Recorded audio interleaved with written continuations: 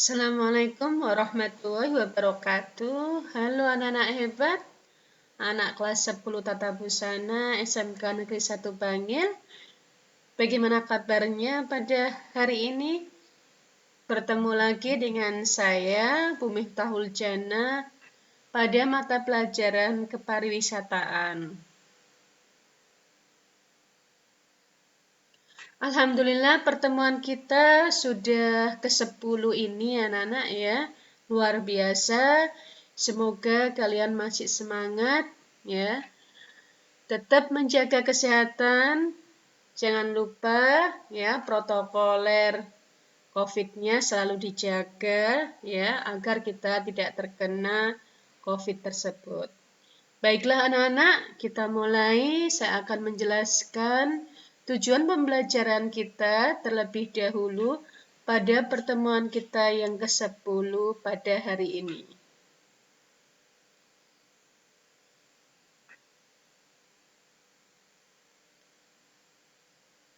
Melalui kegiatan pembelajaran jarak jauh, ya berupa daring atau online, model pembelajaran berupa diskusi dan ceramah, saya berharap kalian mampu memahami, mengumpulkan, dan merangkum tentang pengembangan pariwisata secara mandiri, jujur, rasa ingin tahu, serta bertanggung jawab. Anak-anak, kita akan melanjutkan pada bab 4 ini tentang pengembangan pariwisata. Kalau pertemuan kita yang ke-9 kemarin, kita sudah membahas tentang pengertian apa itu pengembangan pariwisata ya, baik kegiatan pokok maupun tujuan pengembangannya. Untuk pertemuan ke-10 ini kita lanjutkan lagi pengembangan pariwisata, tetapi kita fokuskan pada modal ya, modal dasar dan pertimbangan yang harus diperhatikan dalam pengembangan industri pariwisata. Baiklah anak-anak, kita mulai materi yang berikutnya, pengembangan pariwisata, yakni model dasar pengembangan industri pariwisata.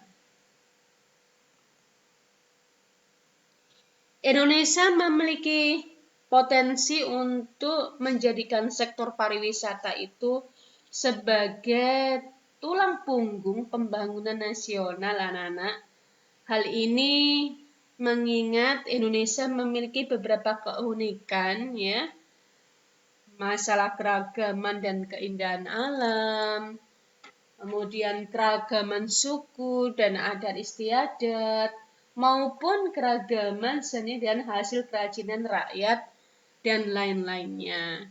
Itu merupakan yang harus kita jaga ya agar pariwisata kita selalu berkembang. Apa sih model dasar untuk pengembangan industri pariwisata itu anak-anak? Yang pertama adalah luas wisata dan letak strategisnya. Indonesia, negara kita ini merupakan negara kepulauan terbesar di dunia, ya, bukan rahasia lagi, ya.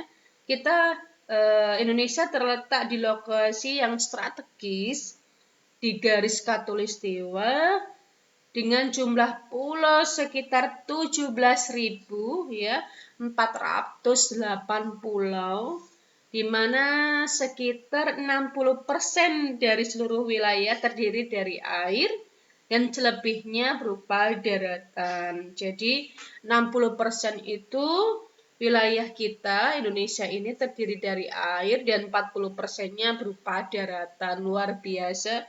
Itu adalah letak strategis negara kita ya. Dengan memiliki luas wilayah dan letak strategis ini, itu adalah modal dasar untuk pengembangan wisata di Indonesia. Ya, yang kedua modal dasarnya yaitu sumber daya alam.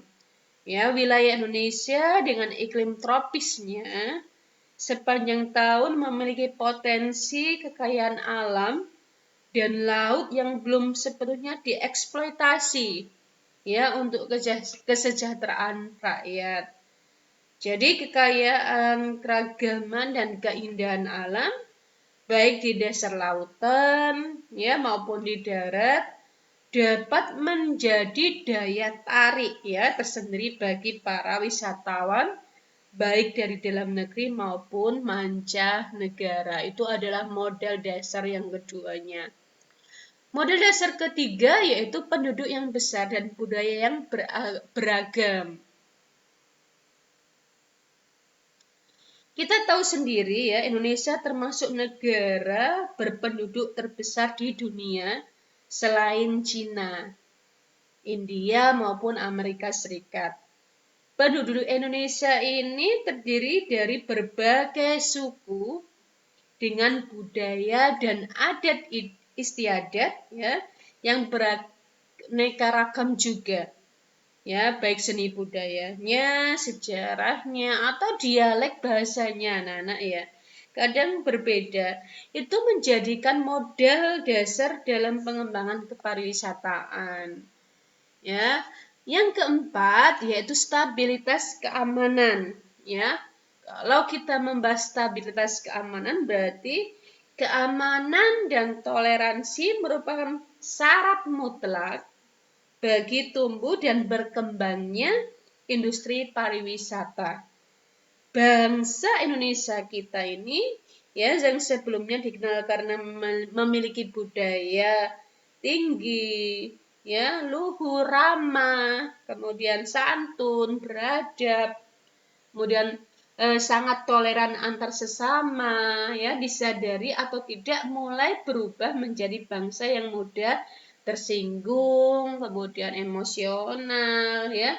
Kemudian kita tahu sendiri kayak munculnya bom Bali, ya, dan kasus-kasus yang lainnya di beberapa wilayah di Indonesia itu secara langsung, ya, dan seketika telah mengakibatkan industri pariwisata kita mengalami jatuh terpuruk, ya. Negara kita mulai dicap waktu itu sebagai negara teroris ya, meskipun sekarang seperti itu ya. Kita dianggap sebagai negara teroris dan seakan telah kehilangan jati dirinya. Ya, oleh karena itu, marilah kita membangun kembali citra negara Indonesia ini, ya, mengembalikan kepercayaan, ya, terutama kepercayaan dunia, anak-anak, bahwa negara ini memang negara yang beradab, ya, berbudaya, santun, toleran kepada sesama umat manusia, ya seperti itu. Kita harus ya berusaha membangun yang dan menjaga citra seperti itu. Berikutnya modal dasar ya. Yang kelima, komitmen politik dari pemerintah. Maksudnya komitmen politik ini yaitu komitmen politik yang kuat dari pemerintah untuk mempersatukan bangsa dan menjadikan sektor pariwisata itu sebagai andalan ya dalam pembangunan ekonomi rakyat, akan berpengaruh langsung dan dapat menjadi modal dasar bagi pengembangan industri pariwisata. Jadi pemerintah harus punya komitmen ya untuk masalah tentang pengembangan industri pariwisata ini. Yang terakhir adalah modal dasar keberhasilan pembangunan. Ya, keberhasilan pembangunan itu anak-anak memiliki dampak positif ya dalam pembangunan atau pengembangan pariwisata di Indonesia. Sarana prasarana yang semakin baik ya telah memberikan kemudahan dan citra positif bagi kepariwisataan Indonesia. Keberhasilan ini dapat dilihat dari indikator apa saja. Yang pertama ada 4 indikatornya. Ya, yang pertama semakin meningkatnya seni dan budaya bangsa. Kemudian yang kedua Semakin meningkatnya sadar wisata dan partisipasi masyarakat dalam pembangunan pariwisata. Yang ketiga, indikatornya yaitu semakin dikenalnya objek dan daya tarik oleh wisatawan Nusantara maupun mancanegara. Yang keempat, semakin meningkatnya kepedulian terhadap lingkungan. Itu indikator ya, indikator-indikator ya keberhasilan pembangunan di Indonesia. Baik, sudah saya jelaskan ada 6 modal dasar untuk pengembangan pariwisata di Indonesia. Berikutnya saya bahas lagi bagaimana pertimbangan yang harus diperhatikan dalam pengembangan industri pariwisata. Anak-anak, sumber daya manusia merupakan faktor mendasar dan strategis bagi pembangunan suatu bangsa. Sumber daya manusia yang kuat dan berdaya saing, ya, berbagai aspek akan mendukung peningkatan pembangunan di bidang pariwisata. Jadi pertimbangannya, ya, yang pertama SDM, sumber daya manusia yang berkualitas, ya. Bagaimana cara diukur dari apa yang sumber daya manusia yang berkualitas itu? Ya, diukurnya dari yang pertama nilai kerjanya terlebih dulu. Ya, nilai kerjanya berarti di sini kejujuran, tanggung jawab, kemudian dedikasi yang baik, komitmen, ya, disiplin, itu merupakan adalah nilai kerja. Ya, SDM dikatakan berkualitas jika nilai kerjanya baik, ya. Kemudian semangat kerjanya. Ya, faktor lain yang sangat mempengaruhi seseorang melakukan pelayanan dengan baik adalah semangat kerjanya. Ya, seseorang dengan semangat kerja yang rendah akan menghasilkan kinerja yang rendah pula, atau sebaliknya, ya. Dengan semangat kerja yang tinggi akan menghasilkan kinerja yang tinggi yang mampu mendongkrak, ya, kinerja industri pariwisata menjadi lebih baik lagi. Yang ketiga, ya, SDM dikatakan berkualitas diukur dari keterampilan berkomunikasinya. Ya, bahasa komunikasi ini akan menjadi jembatan antara perusahaan dengan konsumennya. Hal ini anak-anak sangat penting untuk keberlanjutan dari sisi sumber daya manusia kepariwisataan untuk melayani wisatawan, ya, seperti itu. Kemudian yang perlu dipertimbangkan lagi selain SDM, yaitu yang kedua daya tarik wisata, ya. Daya tarik wisata itu memiliki 3 kriteria anak-anak. Ya, dikatakan objek wisatanya menarik itu, ya, kriterianya ada 3. Yang pertama adalah something to see. Apa something to see? Yaitu daya tarik wisata tersebut harus mempunyai sesuatu yang bisa dilihat atau dijadikan tontonan oleh pengunjung wisata. Dengan kata lain, objek tersebut harus mempunyai daya tarik khusus yang mampu untuk menarik minat dari wisatawan untuk berkunjung di objek tersebut. Yang kedua, ya, kriterianya yaitu something to do.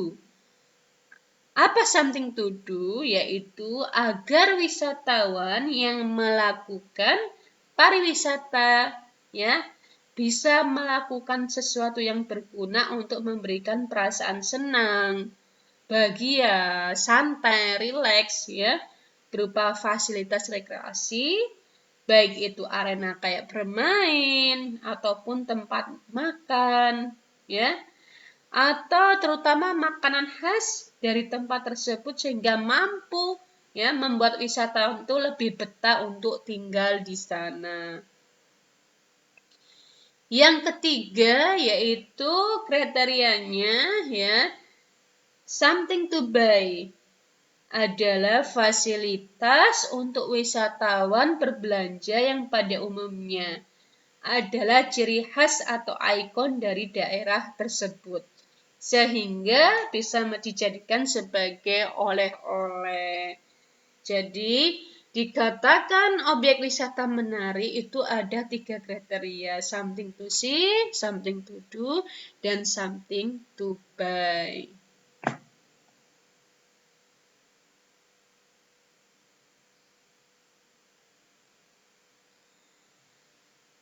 Barusan tadi kita membahas daya tarik ya, ada 3 kriterianya. Bagaimana dengan syarat-syaratnya biar dikatakan wisata itu menarik ya.